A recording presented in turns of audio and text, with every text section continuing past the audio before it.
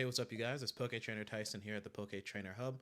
Back again to keep yapping about Pokemon with you guys. Again, please like, comment, subscribe, share the video, click the link in the description, go to all the socials. And we got a pretty interesting topic today. We're on more of the investment and I guess collecting side. But yeah, let's hop right in. All right, guys, so you're looking at a picture that I saw on, I believe it was Twitter. And this is just a comparison from the US to the Japanese side of prices from, I guess for us it's Surging Sparks, for them, I forget the Japanese name of the set right now, but essentially you got 5 of the same cards. You got the Milotic, the Pikachu Gold, the Latias, the Pikachu SIR, and the Hydreigon SIR. And it's showing how not only are prices different, but prices from release have dropped. So let's get right into it. I got the pictures right here. I should have made myself small already so we can look into it, but let's see. So let's start with the US side. Milotic, 210% increase, went to 161. You look on the Japanese side, Milotic has dropped 68% down to $52. Pikachu EX Gold version, 162% increase up on the US side, all the way up to $165. 62% decrease in Japanese, down to 63. Latios is plus 157%, up to 257. In the US market, minus 61%, down to $100 flat in Japan. Pikachu SIR, we all know how crazy Pikachu SIR has gone on the US side. In fact, this number is lower than its peak. Its peak, it hit like $500.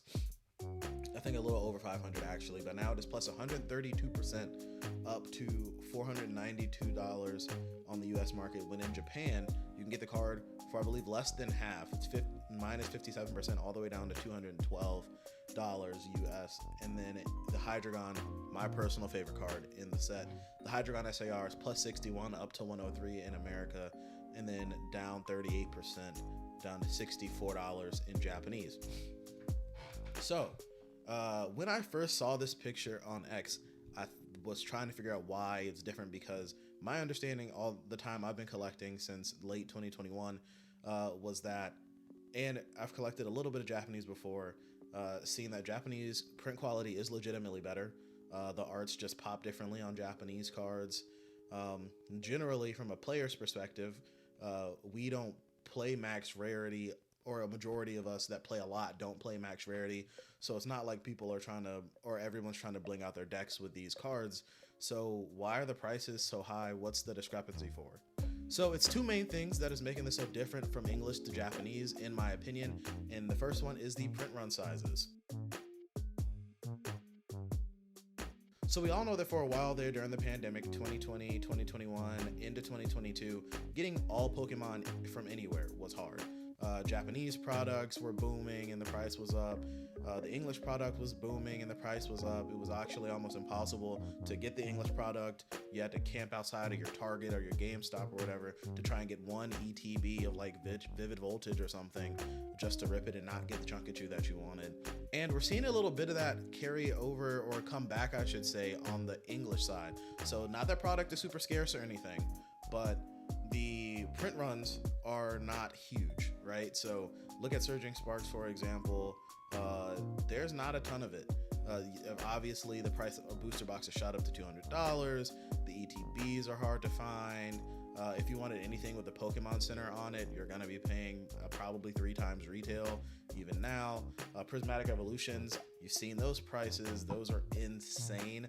I saw somebody posted a Pokemon Center ETB on the secondary market for Prismatic Evolution. Not an ETB case, just the ETB is pushing $400. Insane. And while we're nowhere near what we were like back in the pandemic, Pokemon has definitely adjusted. They bought the Millennium Print Group, which is actually based out of Durham, which is where the channel is based out of, Durham, North Carolina. So it's super dope to be that close to Pokemon in that way. There's still a little bit of scarceness over on the English side. Now, the Japanese, the way that they decided to handle the situation was just print everything all the time into the ground. So let's look at some examples of this. First example I want to bring up is Shiny Treasures EX. So special sets, especially in Japan, tend to go crazy. Especially since Sun and Moon, God packs are a thing, like true God packs. We had baby God packs in 151 in English, but they have true God packs in Japan. I actually made a video talking about a God pack that was pulled on a stream for a Terrestrial Festival. I'll have it pop up in a card here somewhere. But the Japanese special sets tend to go crazy. Shiny Treasures EX was expected to go down that same path until Japan just printed and printed and printed. I think this is because Japan is not just printing for Japanese demand. Japan learned from when their product went crazy and their own players in their country couldn't get the cards. And it looks like they're printing for both English and Japanese demand at this point. They're saying anybody who wants it, we're going to have enough. And then once it's gone, it's gone. But while it's in print rotation, we're just going to print a crap ton of it. So I think that's part of the reason why these prices are so different, just because the Japanese product is more readily available. I'm actually going to look and see here in a second. Can I go find boxes of the Japanese version of Surging Sparks for a decent price? All right, so we went ahead, pulled up a few websites, pulled up a few eBay sales, and looked at the regular price and how readily available the Super Electric Breaker set is versus the English Surging Sparks.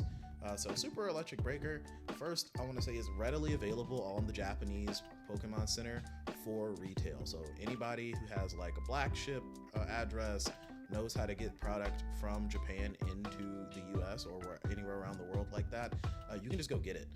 Which again definitely plays a role in these cards being less expensive because the product is readily available at retail price.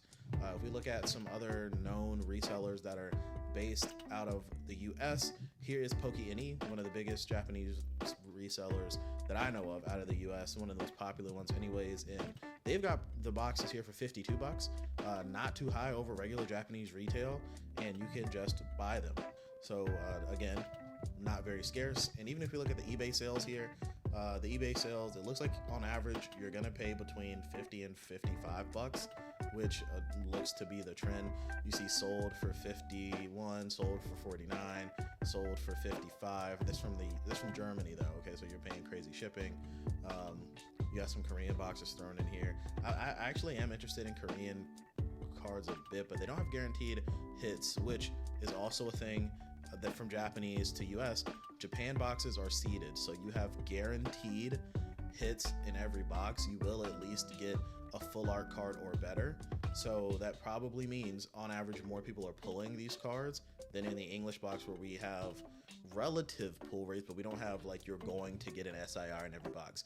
You technically can whiff an SIR in a box of Pokemon cards, 36 packs, right? So that's probably part of the reason the Japanese is cheaper. Now, obviously, I'm going to hop over to what we know in the US TCG player, and these prices are kind of crazy. If you wanted a booster boxes have actually calmed down a tiny bit. They've gone from like that 210. I see some for 190. No, there is one person selling one box for 190, and then we are automatically back to 200. And then if we go to eBay, you'll see, I think the best thing for this is the sealed cases. So let's pull up a few of those. The seal case sold $12.50, sold with shipping, with $10 shipping, sold $1,200 with $24 shipping. Booster box sold $204 with $10 shipping. ETB $65. That's another thing. The ETBs are 15 bucks above retail, regular ETBs anyway. So you can see the price. Definitely, I've seen a lot of times people say the English is too expensive. I'm gonna go get the Japanese version of the cards. So I don't know. I think the whole print for all the demand that Japan is doing definitely has an effect on the price of their cards. Now let's hop into the second topic, and I think it's just demand. So when I say demand, this does not me saying that there is no demand from the Japanese people for Japanese Pokemon cards. Obviously there is, but there is a lot more English-speaking countries than there are obviously Japanese-speaking countries, and they all are kind of biting off of one slice of pie right now. The demand is crazy for English Pokemon cards. Of course, the TPCI prints a few different locations and they print a ton, but maybe it's just not enough. I was watching Nostalgianomics talk about it the other day, and I tend to agree with him on this. I think that TPCI is doing the absolute best they can, and it's just still not enough. The printers are going 7 days a week, 24 hours a day, just shooting out cards, but the demand still swallows it up, especially when you got folks like us, the people who I assume are watching this video, who buy some and just shove it in a closet, buy some and rip it for fun, or rip it to try and get the Pikachu SAR. We're just eating the product faster than they can make it. As to where Japan, they can print a ton for their people, print a ton for the world, and then just say, okay, when it's gone, it's gone. Because there are a lot more English-speaking card collectors than there are Japanese-speaking card collectors. So I do think that's definitely part of it. So between the print run, or I guess the print policies of TPCI versus the Pokemon Company, for those who don't know, the Pokemon Company prints Japanese and a few other Asian language cards, but the Pokemon Company International does everybody else. So German cards, French cards, English cards, all those are Pokemon Company International. I think between those two things, demand and the print runs, that's why we're seeing such a price discrepancy in these cards, and it is, and still to me, an insane discrepancy. But let me know what you guys think down in the comments. I'm interested to see your preferences. Do you prefer Japanese cards when it comes to quality, but you want cards that you can read, and that's why you collect English? Personally, I collected Japanese for like 6 months, and I do really love the print quality of the cards, but at the end of the day, I wanted cards that I could read, wanted cards that I could, if I felt like it, play with, versus I can't do that with Japanese cards, especially not at sanctioned events, for multiple reasons. But yeah, let me know in the comments what you guys think. Again, please like, comment, subscribe, share the video, hit the link in the description, go to all the socials, and yeah, it's been Poke Trainer Tyson here at the Poke Trainer Hub. Thanks for tuning in. Talk to you later.